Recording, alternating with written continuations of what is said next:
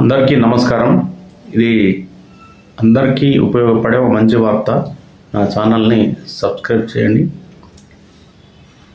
నిన్న నల్గొండలో జరిగిన ఒక మీటింగ్లో నా తెలంగాణ మంత్రి కోమటిరెడ్డి వెంకటరెడ్డి కొన్ని కీలక వ్యాఖ్యలు, వాటిని హాస్యాస్పద వ్యాఖ్యలు అనొచ్చు, వ్యంగ్యంగా మాట్లాడారా, సీరియస్గా మాట్లాడారా అన్న అంశం కూడా ప్రస్తుతం చర్చనీయాంశమైంది. ముఖ్యంగా కోమటిరెడ్డి వెంకటరెడ్డి గారు నిన్న తెలంగాణ విద్యా వ్యవస్థ గురించి మాట్లాడారు. నేను కనుక విద్యాశాఖ మంత్రిని అయితే ఆయన ఏమేమి చేసేవారో చెప్పారు. ప్రస్తుతం ఉన్న కొన్ని విద్యా సంస్థలపైన కూడా ఆయన విమర్శలు గుప్పించారు. ముఖ్యంగా ఆయన ఏమన్నారంటే ప్రస్తుతం ఉన్న ప్రైవేటు బడులు ప్రభుత్వ బడులు చాలా బాగున్నాయి. అందులో పనిచేసేవారు పిహెచ్డి చదువుకున్న వారు ఉన్నారు, క్వాలిఫైడ్ టీచర్సు విద్యాలయాల్లో కావచ్చు, జూనియర్ కాలేజీలలో కావచ్చు ఆయన ఉద్దేశం. అదేవిధంగా ప్రైవేట్ జూనియర్ కాలేజీలు ఏవైతే ఉన్నాయో అందులో కేవలం డిగ్రీ చేసిన వాళ్ళతో క్లాసెస్ చెప్పిస్తున్నారు. నారాయణ లాంటి విద్యా సంస్థల్లో విద్యార్థుల చేత బట్టి పట్టిస్తున్నారు. పిల్లలు సరిగా బట్టి పట్టలేక మార్కుల కోసం చేసే పోరాటంలో బాగా స్ట్రెస్కి గురై ఆత్మహత్యలు చేసుకుంటున్నారని చెప్పేసి ఆయన మాట్లాడాడు.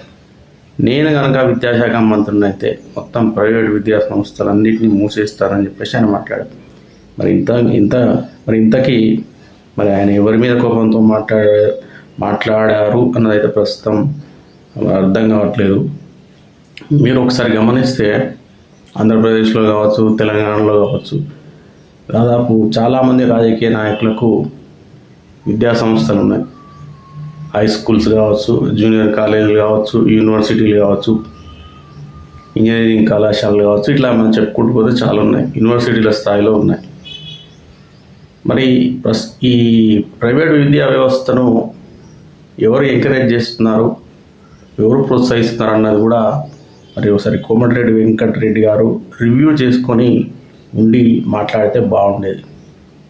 అసలు ప్రభుత్వ స్కూల్ కావచ్చు, కళాశాలలు కావచ్చు పూర్తిగా వెనుకబడిపోవడానికి, ఇక ప్రభుత్వ స్కూళ్ళు నిర్వీర్యం కావడానికి ఎవరు కారణం అన్నది కూడా ఆయన పునరాలోచించుకోవాలి. ప్రస్తుతం ఉన్న ప్రభుత్వ స్కూళ్ళు ఏవైతే ఉన్నాయో ఎన్ని స్కూళ్ళల్లో పూర్తి స్థాయి వసతులు ఉన్నాయనే విషయాన్ని కూడా ఆయన గమనించాలి. ఇక ప్రైవేటు స్కూల్స్ విషయానికి వస్తే అయితే ఘోరం, చెప్పడం బాధాకరం. చిన్న బిల్డింగుల్లో ఎలా గవర్నమెంట్ పర్మిషన్ ఇస్తుందో అర్థం కావట్లేదు. కానీ టాయిలెట్లు కూడా చాలా ఇరుకు టాయిలెట్లు, ఆటా స్థలం ఉండదు, ప్లే గ్రౌండ్ ఉండదు, చిన్న బిల్డింగ్స్, చాలా ఇరుకైన గదులు. అలాంటి పాఠశాలలకు ప్రస్తుతం ఉన్న ప్రభుత్వం కావచ్చు, గత ప్రభుత్వాలు కావచ్చు ఏ విధంగా పర్మిషన్స్ ఇచ్చాయా అన్న విషయం కూడా వీళ్ళు ఒకసారి పునరాలోచించుకోవాలి. ఇక మంచిదే, కోమటిరెడ్డి వెంకటరెడ్డి గారు విద్యాశాఖ మంత్రి అయితే చాలా మంచిదే.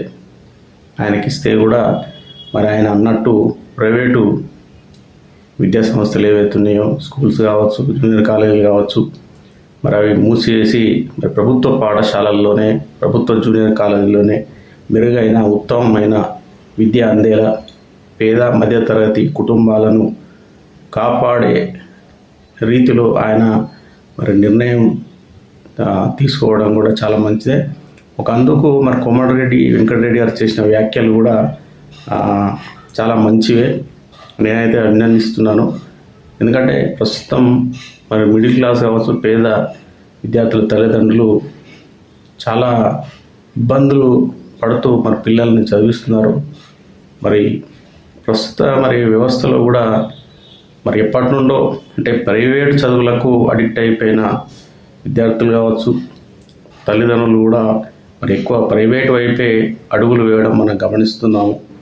మరి ఇప్పటికైనా మరి ప్రభుత్వం మేల్కొని ఇటు మీ పేద మధ్యతరగతి కుటుంబాలను కాపాడే విధంగా వాళ్ళ ఆర్థిక స్థితిని మెరుగుపడే విధంగా ప్రైవేటు పాఠశాలలకు ప్రైవేటు కళాశాలలకు ధీటుగా మరి ప్రభుత్వ పాఠశాలలను నడిపించాలని, అదేవిధంగా ఒక క్రమమైన పద్ధతిలో అంటే నిదానంగా ఈ ప్రైవేటు విద్యా సంస్థలను మరి మూసేస్తే బాగుండు, ఏదైతే నా మాట కాదు, మరి వెంకటరెడ్డి గారు మంత్రి గారే వ్యాఖ్యలు చేశారు కాబట్టి మరి ఆ దిశలో మరి ప్రభుత్వం కావచ్చు, ఇప్పుడున్న రాజకీయ నాయకులు కావచ్చు అడుగులు వేస్తే బాగుంటుందని చెప్పేసి అయితే నా అభిప్రాయం.